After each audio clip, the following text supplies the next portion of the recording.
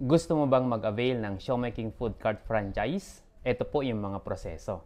Number 1, hanap ka muna ng pwesto doon sa lugar na gusto mong pagtayuan ng Showmaking Food Cart franchise mo. Basta matataong lugar, kahit loob or labas ng mall, sa tabi ng palengke or sa mismong palengke, daanan ng mga estudyante, pwedeng-pwede po yan. Okay, kapag may nahanap ka na, i-message mo ako sa aking Facebook account, Albert Unciano, open parenthesis, Albert Significant, close parenthesis, na meron pong 8.5k followers or more. Yun po yung tunay na Facebook account ko. I-message mo po ako, tapos i-assist kita kung paano ipa-approve yung location na nahanap mo. Yun po yung ocular inspection na tinatawag. And magtatagal po yun ng 7 to 10 days po yun. Okay? I-email mo sa akin yung picture ng location mo, right side view, left side view, front view, at yung picture ng mismong pwesto mo. And then, bibigyan kita ng mga form na i-fill out mo, tapos andun din yung location study form. Iga-guide naman kita sa pag-fill out, huwag kang mag-alala. Then after that, antayin natin yung approval ng ocular. Kapag ka na-approve na, that's only the time na pupunta ka sa office ng JC at House of Franchise and Showmaking para magbayad ng franchise fee. Ito po ay 328,888 pesos. Yung office po natin ay located sa Shaw Boulevard, Barangay San Antonio, Pasig City. Pero kung malayo ka naman at nasa probinsya ka, pwede mo namang i-deposit yung payment mo sa bank account ng JC. Ibibigay ko sa iyo yung tunay na bank account ng JC, nakalagay doon, JC Premier Business International. Yun po yung bank account name. Huwag kang magde-deposit sa iba ha. Kung sakali man nasa office ka magbabayad at cheque yung gagamitin mo na pambayad, meron po tayong 3 days clearing ng cheque. Kahit BDO check pa yan o kahit anong bank pa yan, meron po tayong 3 days clearing ng cheque. Pag nagbigay ka ng cheque ng Monday, expected natin mga Thursday or Friday makiklear yung cheque mo.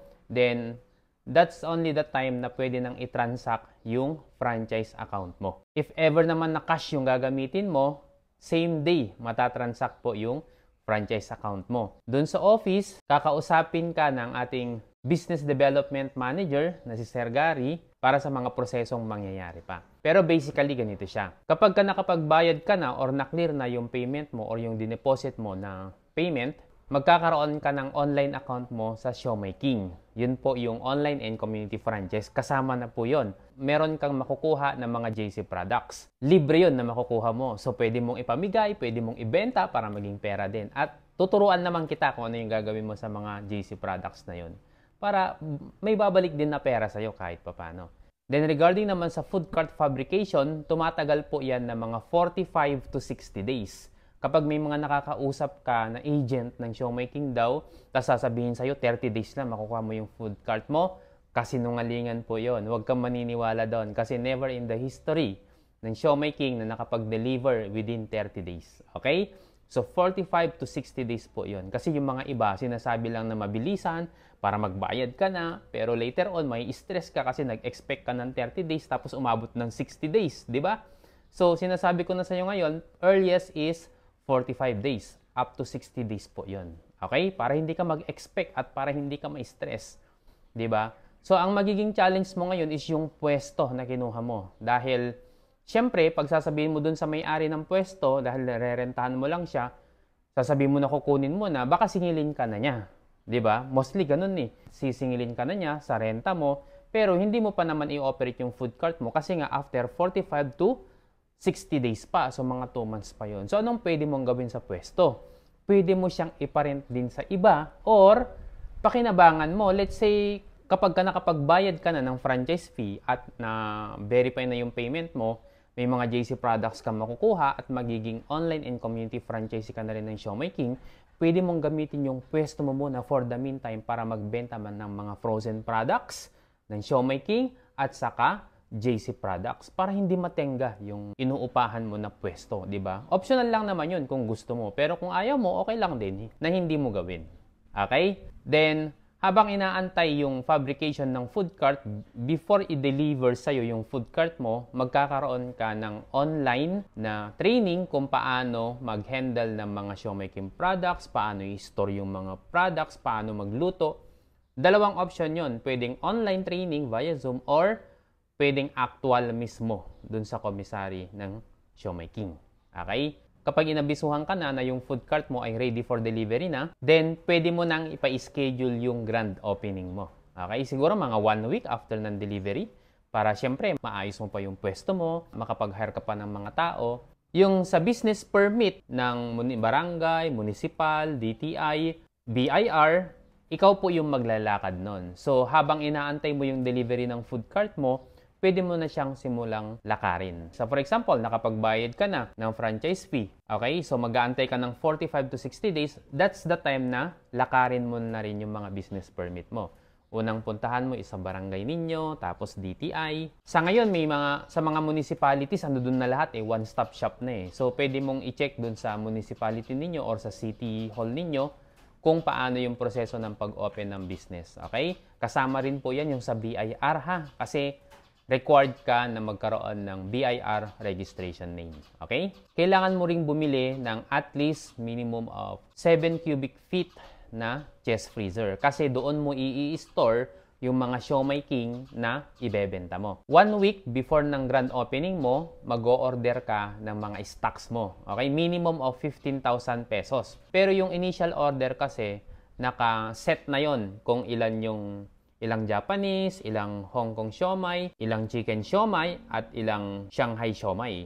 Okay? Kasi ina-allocate na yun ng office.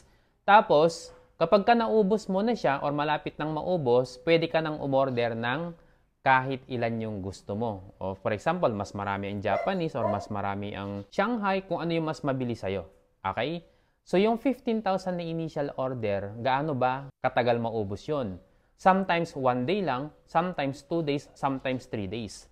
So, ang ibig sabihin, yung first day, yung opening day mo, hapon pa lang, makikita mo na kung ano yung pinakamabilis maubos, mag-order ka na kaagad-agad. Regarding naman sa ordering, huwag kang mag-alala kasi kasama po yan sa briefing or orientation kapag malapit ka nang mag-open ng food cart. Ituturo po lahat sa'yo kung sino yung kokontakin mo, ano yung process ng payment, lahat yun ituturo sa'yo, kaya huwag kang mag-alala. So kahit zero knowledge ka sa pagninegosyo, pwede mong gawin itong Siomai King Food Cart Franchise.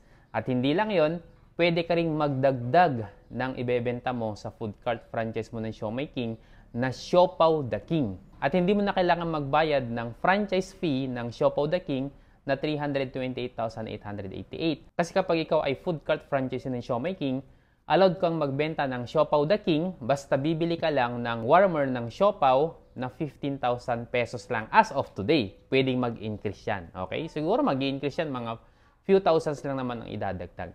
Okay? So dalawa na yung pwede mong ibenta. Siomai at saka siopaw na. Okay? Ikaw din yung mag-hire ng tao mo ha. Kasi syempre, ikaw yung magmamanage. Dapat ikaw yung mag-hire ng tao. Ikaw yung magpapasahod ng tao. Okay? So kung meron ka pang mga additional na questions regarding sa food cart franchise ng Siomai King, pwede mo akong i-message sa aking Facebook account. Makikita mo sa dulo ng video na ito yung official na Facebook account ko. Ingat ka ha. Baka mamaya fake account yung mga ma-message mo. Okay? Albert Unciano, open parenthesis, Albert Significant, close parenthesis. At meron po akong more than 8,500 followers. Okay? Yun po yung tunay na account ko. Alright? Good luck sa business plan mo.